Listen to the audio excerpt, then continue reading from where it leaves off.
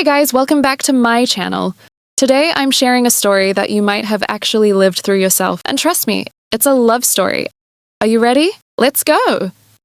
She had performed over 2,000 surgeries in her life, but nothing could have prepared her for what she discovered about the young man standing right next to her in that operating room, because the secret he had been hiding from every single woman in that hospital was not something she ever expected to find, and once she knew it, she could never look away. Sit down, because I need to tell you about a woman named Margaret Collins and what happened to her inside the walls of Northwestern Memorial Hospital in Chicago changed everything she thought she knew about herself and about love. Margaret was 63 years old. She had spent 35 years of her life inside operating rooms, 35 years of early mornings, long nights, cold coffee, and a pager that never stopped buzzing. She had been married once, a long time ago, to a man who said he loved her but could not handle being second to a hospital. The divorce came quietly, like most painful things do, and Margaret accepted it the way she accepted everything in her life, with her chin up and her feelings tucked somewhere deep where they would not get in the way. She had no children. She had her work, and for a very long time that was more than enough. The residents rotated through her department every few months, and Margaret had seen hundreds of them come and go.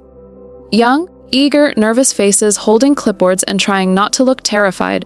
She was kind to all of them, but close to none of them. That was just how she operated, professionally and personally. And then one Tuesday morning in October, a new resident walked into her department, and everything shifted in a way she could not explain and did not ask for. His name was Daniel Reeves, 28 years old, tall, quiet, with dark brown hair and eyes that looked like they had seen more than a 28-year-old had any right to see. He was not like the others. Where the other residents were loud and eager to impress, Daniel was still. He listened more than he spoke. He was precise in everything he did. Margaret noticed him the way you notice a different kind of silence in a room full of noise. She told herself it was professional admiration. The boy was genuinely talented. Girls, she was not being entirely honest with herself. The weeks passed, and Daniel became a permanent presence at her side in the operating room. He anticipated her next move before she made it. He asked the right questions. He never made the same mistake twice. The other residents liked him, but did not quite know what to make of him, because Daniel never joined them for drinks after a long shift and never talked about his personal life. Not once, not even a small detail. When someone asked him if he had a girlfriend, he would smile in that quiet way of his and change the subject so smoothly that people forgot they had even asked. Margaret noticed this too. One evening in November, she found him sitting alone in the hospital cafeteria at 11:30 at night, staring at a cup of coffee he had not touched. The cafeteria was almost empty. She sat down across from him without asking, and he looked up at her with an expression that was not surprise but something closer to relief. She asked him if he was all right. He said yes in the way that people say yes when the answer is absolutely not. She did not push. She just sat with him. And something about that, about her simply staying without demanding anything, made him exhale like he had been holding his breath for months. They started having coffee together after that.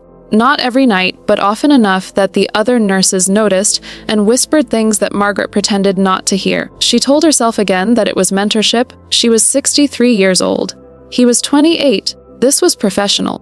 Girls, you already know where this is going. One night in December, after a surgery that had gone on for 9 hours and pushed every single person in that room to their absolute limit, Margaret and Daniel stood in the scrub room washing their hands side by side in exhausted silence. And then out of nowhere, Daniel said something that stopped her completely. He said that he had never told anyone what he was about to tell her, and that he understood if it changed the way she saw him. Margaret turned off the water and looked at him and told him to go ahead. And what came out of Daniel Reeves in that cold hospital scrub room on a December night was not what she expected. It was not a scandal. It was not something dramatic. It was something so deeply human and so quietly devastating that Margaret felt something crack open inside her chest that had been sealed shut for 20 years. Daniel told her that he had spent his entire life feeling too much, that since he was a boy he had felt everything so intensely, other people's pain, other people's loneliness, other people's grief, that he had learned to go very still and very quiet just to survive it. That becoming a surgeon was the only way he had found to take that overwhelming feeling and turn it into something useful. But that outside of work he had never been able to let anyone close, because the moment someone got close, the feelings became too loud and too large, and he did not know how to carry them without drowning. He told her that every woman who had tried to love him had eventually left because they said he was too much and not enough at the same time. And then he looked at her and said that sitting across from her in that cafeteria was the first time in his adult life that the feelings had gone quiet. Girls, I need you to understand what that moment felt like for a 63-year-old woman who had spent decades telling herself that the chapter of her life reserved for being truly known by another person was simply over. It did not feel like a beginning. It felt like a door she had forgotten existed suddenly swinging wide open. Margaret did not say anything romantic in that scrub room. She was Margaret Collins, and she did not do anything impulsively. But she reached out and put her hand over his for just a moment, and she told him that what he had just described did not sound like too much to her. It sounded like exactly enough. What happened between them after that night unfolded slowly, the way real things do. More late-night coffees, long walks along the Chicago River Walk on her rare days off, conversations that started at 9 in the evening and ended somewhere past midnight without either of them noticing the time passing. He brought her books he thought she would like. She cooked for him in her apartment on Sunday afternoons, and he sat at her kitchen counter and talked while she cooked. And for the first time in longer than she could remember, her apartment felt like a home instead of a place she slept between shifts. She was aware of the gap between their ages every single day. She thought about it more than he did. She brought it up more than once, carefully, honestly, the way she handled everything difficult in her life. And every single time Daniel listened to her concerns with that complete stillness of his, and then told her with absolute calm that he was not interested in what the calendar said. He was interested in her. One evening in February, they were walking along the lake, and the wind was coming off the water cold and sharp, and Daniel stopped walking and turned to look at her and said that he wanted to tell her something he had never said to another person in his life. He said that she made him feel like the world was a bearable place. Margaret Collins, who had held her composure through 35 years of the most brutal moments a human being can witness, stood on the shore of Lake Michigan in February and cried. And Daniel Reeves put his arms around her and held her in the wind, and neither of them said anything else for a very... Girls, I think about Margaret and Daniel often. I think about what it means to be 63 years old and still capable of being completely surprised by your own heart. I think about all the women who have decided quietly and without any ceremony that their time for being truly loved has simply passed, who have folded that part of themselves away like something that belongs to a younger version of who they are. Margaret Collins was one of those women.